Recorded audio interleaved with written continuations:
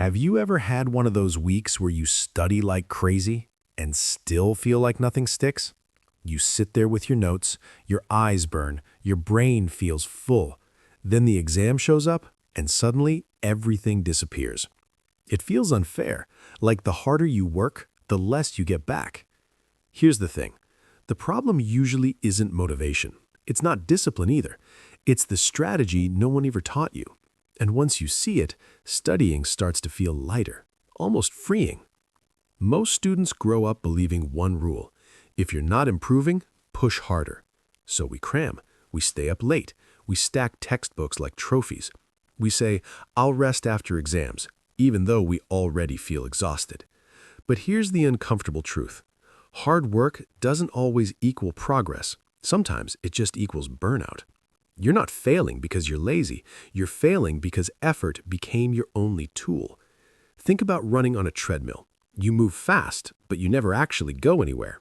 That's what happens when you reread chapters over and over, rewrite pretty notes, watch study videos while quietly panicking. It feels productive. It looks productive. But your brain isn't really learning. It's just getting tired. Here's the key part. Your brain doesn't reward time. It rewards methods. There's a difference between studying hard and studying correctly. Rereading feels safe. Highlighting feels organized. Your brain recognizes the words and says, yeah, I've seen this. But recognition is not memory, and comfort is not learning. Real learning happens when the brain has to work, when you try to explain something without looking, when you quiz yourself, when you make mistakes and correct them. That's why one focused hour can beat 5 distracted hours. It sounds unfair, but it's actually good news, because it means you don't need more pressure. You just need a different approach. Picture 2 students. Student A rereads the chapter every night. Student B reads it once, then writes a short summary from memory. Student A feels confident until the test.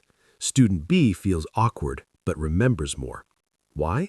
Because student B forced retrieval, and retrieval strengthens memory like lifting muscle. So what should you actually do? Stop asking, how long did I study? Start asking, did my brain do something with this? Explain the topic out loud. Turn paragraphs into questions and answer them. Teach a friend, or pretend to. Study in short, focused bursts, then step away so your brain can process. It might feel like you're doing less, but that less is smarter. Here's another truth that stings a little. A lot of us study to feel in control, not to actually learn. We color code, organize folders, rewatch productive videos. It feels like progress, but it's really just avoiding the parts we don't understand. So ask yourself, when I study, am I chasing clarity or comfort? Once you choose clarity, the guilt softens. You stop beating yourself up for not working harder. You realize this was never about punishment. It was always about strategy. Your brain loves spaced repetition. It loves sleep, and it loves being challenged just enough. It does not love all-night cramming. Short sessions, frequent recall, review tomorrow, not just today. Suddenly, tests feel less like surprises. Stress drops. Energy lasts longer. And if you're thinking, I wasted so much time doing it wrong, you didn't. That burnout was your brain saying, this isn't working, try something else. You weren't weak, you were misinformed. Now, you know better. And here's something people forget. Rest is part of learning. Your brain literally strengthens memories while you sleep. Those nights you forced yourself through one more chapter, half of it probably vanished by morning. So here's the shift in one sentence. Work hard on the right things, not endlessly on the wrong ones. Start small. Tonight, instead of rereading, close the book and explain the idea in your own words. If you get stuck, great. That's the learning zone. Fix it.